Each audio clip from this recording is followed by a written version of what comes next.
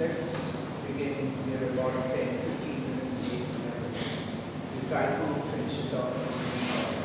How many of you have not attended an induction at all? I can see some very old and feeble hands also going on.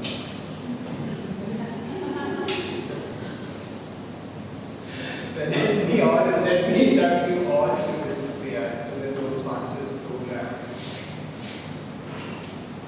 How many of you have actually visited the site and read something about Toastmasters? So do I need to go into the history of Toastmasters? Okay. Toastmasters was started in 1924 by a gentleman called He was an educationist and he was working with the YMCA, that's the Young Men's Christian Association. He found that the youth of that day, of those days, were not adept at proposing a toast, an effective toast. Now in the West, it is customary for every occasion to raise a toast, be it a funeral or a birthday party or a wedding, they raise a toast. When you raise a toast, you're supposed to say something about the person or the persons or the event or the occasion. But he found that these people were not able to do it effectively, and so he decided to gather a group of these people and teach them how it should be done. What started in 1924, this little small group, has now grown to encompass 126 countries of the world, which has about 14,350 clubs and over 3,13,000 members membership. Over the years, more than 4 million people have benefited from the program.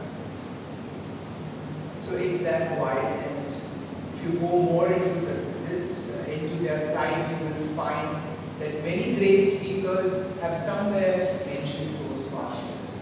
So it's a program that actually helps you, and if it has helped 4 million people, it's definitely going to help you. But yes, let me tell you one thing. You are coming into this program of your own free will, right?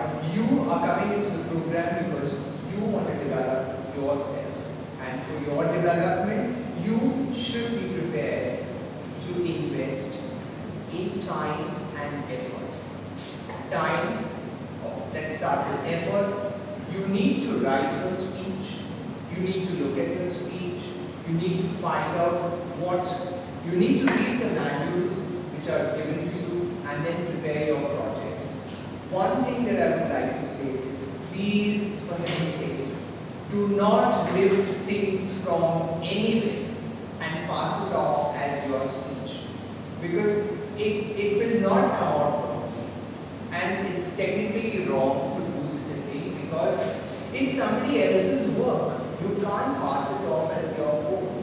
And going further, in Toastmasters, you may want to contest, take part in a contest. If you're a contestant, you are supposed to sign a form before you participate, say 90 or more than 75 to 80% of your speech is original. And God forbid, if one of the contestants finds that you have picked up from somewhere and raises an objection, you are asked to give an explanation and you can be taken out. If the proof is shown, you are out of the contest. And just imagine how humiliated you can be. So let's put it into a practice right from the start. Put everything into your own words. Take some idea of it from the net and then develop it and build it onto your own and then give your own stories. The more you put in your own stories, the more effective it becomes, because it's the experience, your experience, that you are conveying to the audience, and the audience connects very well with a personal experience. Right? So that's one thing. The other thing is, yes, it's a non-profit education organization, and you will find that we do not charge much. We do not make a profit for anything. We do not keep the money, the money is paid directly into Toastmasters. We also wish that you understand the program. Every program needs some goals, and if there are no goals, there is no motivation to go further. So in Toastmasters, there is a program for every club that's called the Distinguished Club Program. That's called, you will hear this parlance often amongst Toastmasters. They will use the word DCP. So it's Distinguished Club Program. There are 10 points that you need to achieve, and a Toastmaster year starts from the 1st of July until the 30th of June. So from the 1st of July, whatever educational goals that are achieved, for example, if you achieve your CC, which is the Competent Communicator, 10 projects of your basic communication manual, and that is uploaded onto the site, then you become a CC, which means that you have got half a goal. There are 10 goals. The first one is 2 CCs. CCs is Competent Communicator, which is completion of 10 projects, 10 speeches. The second is another 2. So totally in a year we need to have 4 people completing the CCs. So you get 2 points. Then you need to have 1 CL, that's the competent leadership part that you also have to do. So they need 1 CL plus 1 more CL, which means it is 2 points and 1 3, 3 and 1 4 points. Then you need to have 1 advanced communicator and 1 advanced leader. So that then these 6 points on leadership and membership combined would be 6 points.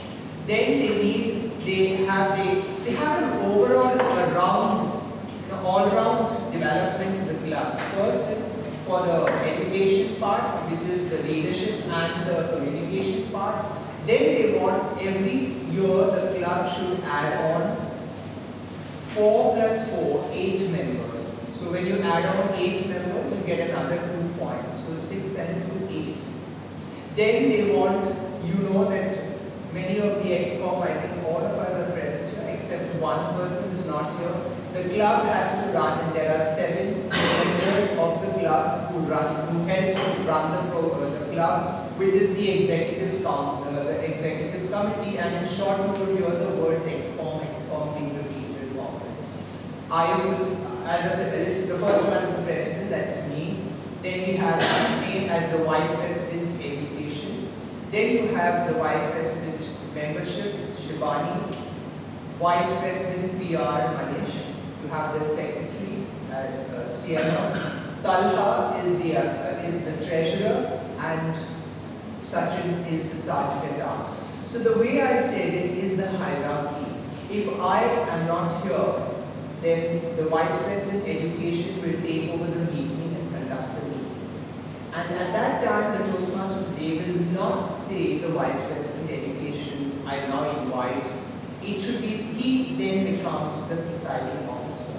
When I come on, I am not the president, but in my capacity as the president, I come here to begin the meeting as the presiding officer. So the word to be used by the sergeant at arms is, I will now invite the presiding officer. Tomorrow the presiding officer may be technically the vice president education, but you can't say the vice president education. You have to say the presiding officer. The terminology remains the same when you invite the first person. When the sergeant at arms invites the first person to start it. So it's the presiding officer. See, we need you to get both the manuals. It's very important that you get both the manuals to the meeting. The reason being, I've already told you that there are points that have to be achieved by each individual, which collectively then comes to the club. And then the club moves forward. The other 2 points are those 7 executive members this is now from the administration part. The 7 members have to attend the officers training program twice a year. We had one on the 20th of July, and we will have one sometime in January. Now it's not only for the executive committee to go and attend the meeting, right? It's also for it's open to other members of the club, for the simple reason that those members who feel perhaps there may be a chance, or I would like to take up a role or get into the executive committee. So you can come there, understand what the training is all about for that particular aspect that you wish to, you think you could stand for. Now please remember, every year there will be a very transparent election. If you feel that you need to learn the job, then you talk to that executive committee member and say, perhaps can I shadow you? And then it's between the member and the vice president and the executive committee member to decide, okay, let me show you how things work out. And if you do it, please have the commitment. Don't do it haphazardly. Let the person and you go together so that you go through the year and understand how things are. You understand what the problems are, and it's how you develop yourself as a leader. Because you get ready to take up the position the next year. But please remember, it does not come to you by virtue of you having shadowed somebody or become an assistant to somebody. It will have a transparent process of election. You have to stand for the election. If there is more than one person standing for the election, then you will be given 2 minutes. Each person will be given 2 minutes to sell yourself. Then there will be a voting of the members, and then the ballots will be counted, and then you will be declared. Whoever wins will be declared the ballot. So everything is transparent. Like I said, 1924 when it started, and today we are in 2014. There are manuals and everything is written. We follow that. And once you read that, you will understand where it is. Secondly, also make it a point to attend other clubs. There is a lot of networking. Every club is made up of its members, and the culture of the club depends on the members. So if you go to another club, you meet more people and you will understand the culture there. And though the meeting takes place in those three parts that we have, the prepared speech, the impromptu, and the evaluation. But many clubs do it differently, and they have different aspects to it. You get to listen to different types of evaluation. And we would like you to go to another club and ask for a speech slot if you have finished 3 or 4 of your projects here in our club. Because that's where you test yourself and get out of your comfort zone. And that's where you develop better. You have already, for all the 3 speeches that you gave here, you've already got your feedback. Now go to another club and see what the feedback is, and compare the two and see whether there's some points which are common.